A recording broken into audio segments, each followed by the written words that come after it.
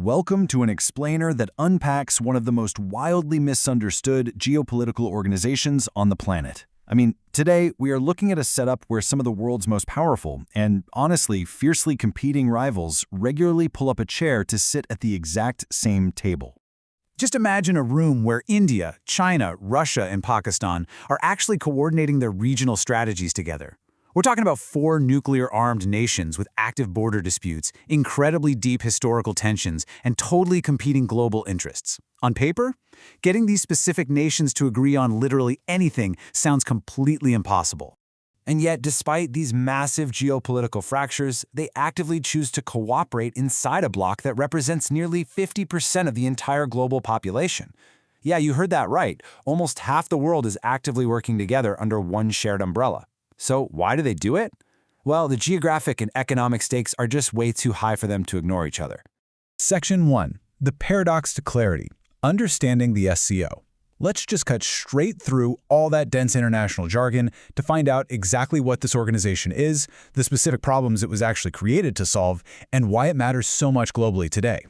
At its absolute core, the Shanghai Cooperation Organization, or the SCO, is this massive Eurasian forum. It was built from the ground up to maintain regional stability, build trust, and promote economic development across all its member states. And it's really important to know it's not some military alliance looking to conquer new territory. Instead, it's a highly pragmatic platform designed to handle shared continental problems, things like border disputes, terrorism, and cross-border trade bottlenecks. The whole story starts back in 1996 with what was called the Shanghai Five. That was China, Russia, Kazakhstan, Kyrgyzstan, and Tajikistan. The initial goal was honestly pretty simple: resolve all those messy post-Soviet border disputes. But, it worked so well that in 2001, they brought in Uzbekistan and officially created the SCO. From there, it just aggressively expanded. In 2017, bitter geopolitical rivals India and Pakistan were brought in at the exact same time. Then Iran joined in 2023, and Belarus followed in 2024, stretching the bloc's reach from the borders of Europe all the way down into South Asia. Section 2. How the organization works. The mechanics of the SCO. Now, to truly grasp how countries with such openly conflicting interests actually manage to cooperate without the whole thing just falling apart, we've got to look at its unique operating mechanics. Think of the SCO kind of like a massive neighborhood made up of completely distinct apartment complexes. The landlords of these different buildings might actually despise each other, and they definitely have different rules inside their own buildings. But pragmatically speaking, they still have to coordinate on shared roads, local neighborhood security, and, putting out fires that could easily spread from one building to the next. They're cooperating out of absolute necessity. This neighborhood cooperation operates through a really strict, consensus-based governance flow. It starts right at the top with the heads of state, then moves down to the heads of government, the foreign ministers, and finally the administrative secretariat. The absolute crucial word here is consensus. Decisions require broad agreement across the board. This means no single country, not even heavyweights like China or Russia, can just easily impose its will on the rest of the group. It basically forces compromise. Perhaps the most fascinating element of this entire structure is the regional anti-terrorist structure, usually known as RATS. Based over in Tashkent, Uzbekistan, this is arguably the most active and crucial shared service in our neighborhood analogy. It's a dedicated counter-terrorism body that facilitates vital intelligence sharing across borders. So even when these nations are locked in heated political arguments, their intelligence agencies are still using RATS to share data on extremism, terrorism, and separatism, just to keep the broader region secure. Section 3. The stakes. Why the SCO matters. Beyond just basic border security and shared intelligence, there are massive economic and strategic resources keeping these incredibly diverse countries locked right at the negotiating table. The strategic assets alone are honestly staggering. Member states sit directly on top of some of the world's most lucrative trade corridors, linking Europe, Asia, and the Middle East.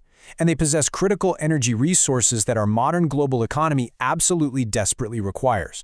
We are talking about vast reserves of oil, natural gas, crucial uranium, and critical mineral deposits. Plus, the SCO provides a direct, consistent communication channel for major global powers to talk face-to-face, which is a real game changer for global economic stability.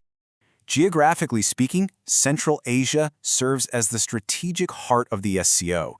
Countries like Kazakhstan, Uzbekistan, Kyrgyzstan, and Tajikistan aren't just members. They basically act as the physical bridge connecting the East to the West.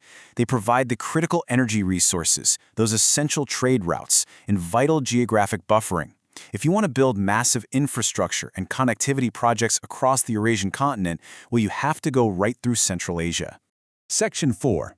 India's strategic role, the Diplomatic Balancing Act.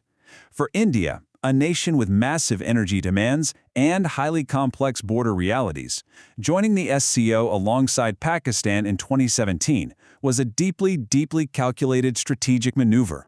See, India masterfully plays two distinct geopolitical hands at once. On one side, it utilizes the SCO to secure its continental interests, like gaining access to Central Asian energy, coordinating land security, and making sure it has a loud voice in Eurasian dialogues. But simultaneously, India is actively participating in the Quad, alongside the United States, Japan, and Australia, to balance power in the Indo-Pacific region through maritime and technological cooperation. It's a truly brilliant example of multi-alignment diplomacy. Section 5. Reality check. Comparisons and internal challenges. All right, to truly understand the SCO's long-term future, we have to step back from the theory for a second and be completely realistic about its actual limitations and its internal fractures. People often confuse the SCO with alliances like NATO, but there is a totally crucial distinction here. The SCO has absolutely no collective defense treaty, so an attack on one SCO member is emphatically not an attack on all. This is the exact legal mechanism that allows fierce rivals to cooperate in the first place. They can have a really high security focus when it comes to terrorism without ever taking on the military obligations to defend one another. It's a pragmatic forum, not a rigid military alliance.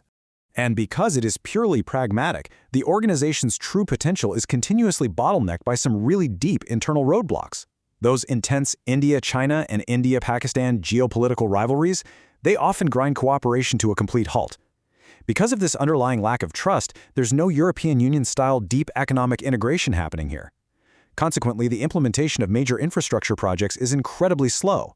Plus, the shared, looming concern over instability in neighboring Afghanistan constantly tests the bloc's actual practical security capabilities.